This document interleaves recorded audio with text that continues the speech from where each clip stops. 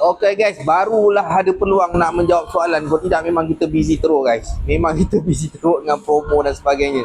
Okay, yang mana yang bertanya saya cuba jawab satu-satu. Terima kasih banyak kerana soalan yang berguna ni. Okay, baik. Semoga yang lain pun dapat manfaat.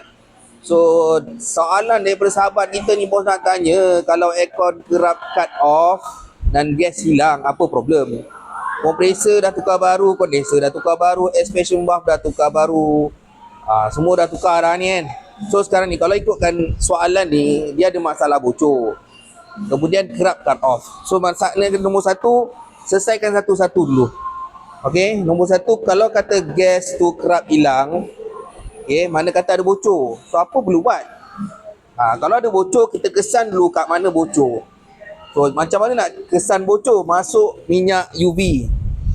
Okay, nak kesan bocor ni nak kena masuk minyak UV. Minyak UV ni yang minyak warna hijau tu lah, running kan dalam sistem. Minyak macam ni. Okay, minyak ni berwarna hijau, masukkan dalam sistem, and then korang akan dapat tahu bocor tu exactly spot dekat mana. Okay, tu yang paling mustahak dan paling penting lah. Contoh macam ni ada bocor ni kereta Honda ni kan. Amin, mana lampu UV Min? So kita ambil lampu UV ni, kita sulur dekat lampu UV ni kita sulur dekat mana-mana sistem yang ada bocor.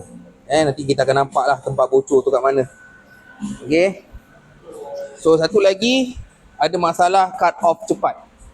Okay, bila ada cut off cepat ni, kemungkinan sensor dekat cooling coil ni ada baca kelembapan ataupun habuk dan sebagainya. Tapi bagi saya lah, settlekan satu-satu, bagi compression dalam sistem ni jalan dengan betul-betul padat dan sempurna. Kemudiannya baru pergi ke step kedua untuk tengok cut off tu cepat, apa masalah dia. Okay, semoga menjawab persoalan.